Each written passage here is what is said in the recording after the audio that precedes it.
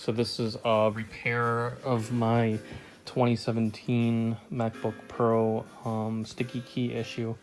I had the B key was sticking just a little bit. You would hit it like, I'll replicate the problem. B. So what would happen is it would do like that, and it would miss a couple of the B's, and the right side of the keyboard started sticking.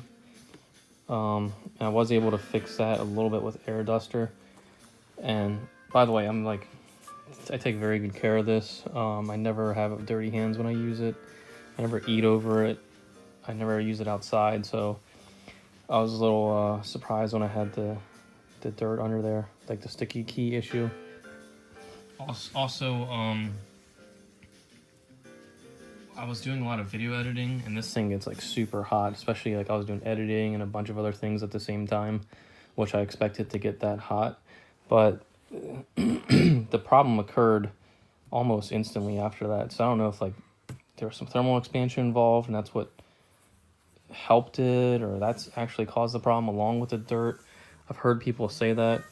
It doesn't really make sense to me mechanically, but coincidentally it makes sense because, like I said, it was running really hot and I never had any problems with it. And then like the next day I had like a bunch of problems with it. So anyways, took it back to an authorized Apple retailer, and I recommend doing that. Finding a small shop that's Apple authorized, because one, they didn't give me any crap about it. I showed them the problem, even though it was like inconsistent. The girl at the counter saw that it was a problem, and she didn't give me any grief about it like the lady on the phone did. The lady on the Apple customer support line was kind of saying like, oh, it's that's an annoying problem.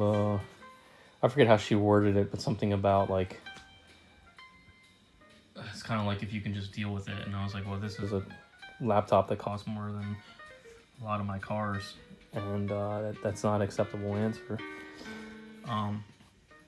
So anyways, and I bought this thing, well, I bought this thinking I wouldn't have any problems with it, so I spent the extra money thinking I was doing the right thing by not messing around with these old laptops and trying to rebuild a computer at 1 a.m. when I got work to finish that night, just living like a complete mess like I always do. I figured I would do the right thing, get a new computer.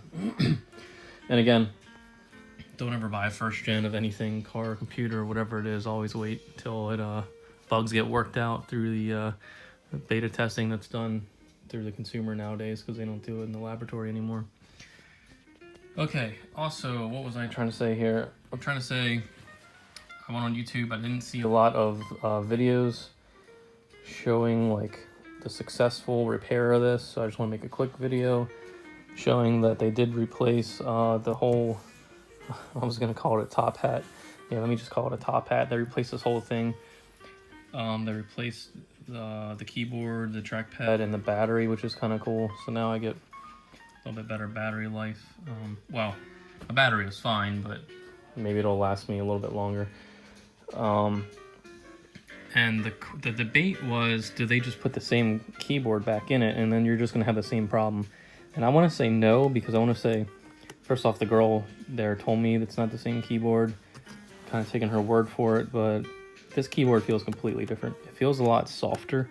The texture on the keys feels softer. The D10 or the excursion of the keyboard, it feels about the same. So I know the 2019's, I guess it feels a little bit softer, but I think the newer keyboards, I heard that they have a little bit less of a tactile excursion. So I don't think it's like the brand new keyboard, and I don't even know if that one fits in here. I don't think it's a direct replacement, but it is probably upgraded. It probably has that membrane in it that keeps the dirt out. So I would say that I'm gonna trust what the girl at the shop told me, that it is an upgraded keyboard. Just going by what she says and going by feel. But anyways, I'm very happy with how smooth the repair went. It was like probably 5 days or something. Could have been less if I would have got it there on time or a little bit earlier. But I had to go out of town that week. But yeah, so if you have this keyboard issue, fear not, because it'll be fixed and you hopefully won't have the problem anymore. And if you do, it'll be hopefully covered under warranty. And again, don't take it to Apple unless you personally have had good experiences with them. Take it to some authorized retailer that knows what they're doing, one that has really good reviews. And you know, don't let them try to argue with you if it's inconsistent problem that needs to be fixed.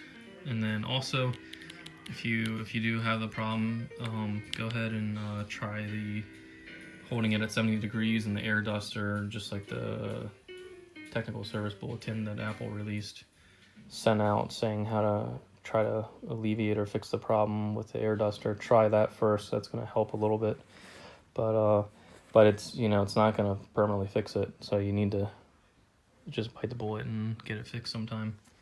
So yeah, that's just a quick video because I haven't seen anyone else talk about the what kind of keyboard's going to go back in this thing. So, and it is nice if my laptop was in really good condition, but if yours wasn't, and if it's like scratched up or the trackpad scratched up, they're going to replace all that, so that's kind of cool too. And the battery. My battery is in very good condition, but if yours isn't, you know, that's pretty cool to have that fixed.